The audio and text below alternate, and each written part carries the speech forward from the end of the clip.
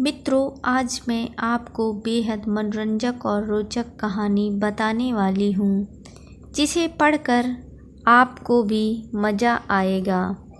यह कहानी है दो बहनों की। दोनों बहनों में बड़ा प्यार था।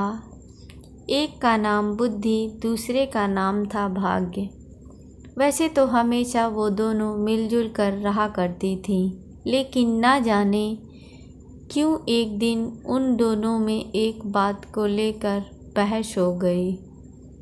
मुद्दा था कि दोनों में से बड़ी कौन है।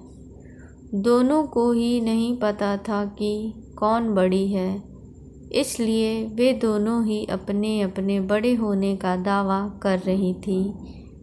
लंबी चलने वाली बहस का कोई परिणाम नहीं आता देखकर दोनों ने मिलजुल कर एक समाधान निकाला। दोनों ने तय किया कि वे दोनों एक साथ किसी एक घर में जाएंगी और वहां अपनी अपनी शक्तियां आजमाएंगी। जो बड़ा होगा वह जीत जाएगा। दोनों चलते चलते एक किसान के घर तक आ पहुंची। इस किसान के घर में उसके दो बेटे रहते थे। दोनों ही किसी परीक्षा की तैयारी कर रहे थे।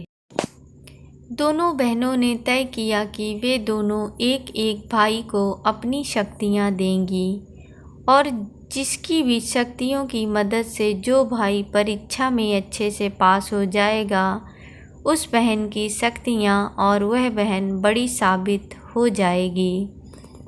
बुद्धि ने अपनी शक्ति किसान के बड़े बेटे को और भाग्य ने छोटे बेटे को दी। अब बड़े बेटे को बुद्धि की कृपा की वजह से पढ़ाई में काफ़ी मन लगता, लेकिन इसीलिए वो घंटों तक पढ़ता रहता। किसान का छोटा बेटा, जिसके ऊपर भाग्य ने अपनी कृपा बरसाई थी, वो बिल्कुल पढ़ता नहीं था। जल्द ही वो दिन भी आ गया जब बड़े भाई और फिर छोटे भाई की परीक्षा होनी थी।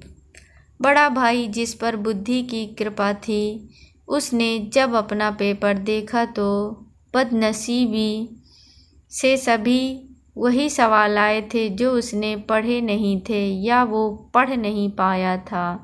अगले दिन भाग्य की कृपा के साथ छोटा भाई परीक्षा देने गया। भाग्य उसके साथ था, इसलिए उसके पेपर में सबसे आसान प्रश्न पूछे गए थे। इसीलिए सब व्यर्थ था, क्योंकि उसने कुछ भी नहीं पढ़ा था।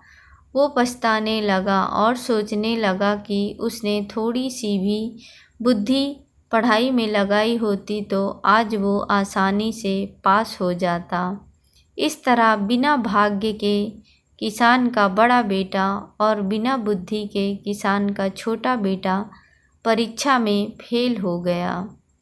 इस घटना से भाग्य और बुद्धि दोनों बहनों को ये अच्छे से समझ में आ गया कि जब वो अलग अलग हैं तब दोनों ही छोटी हैं, और साथ हैं तो दोनों ही ताकतवर और बड़ी हैं। बड़ी ही सरल बात ये कहानी हमें सिखाती है कि हमें भाग्य और मेहनत, स्मार्ट वर्क दोनों को ही अहमियत देनी चाहिए।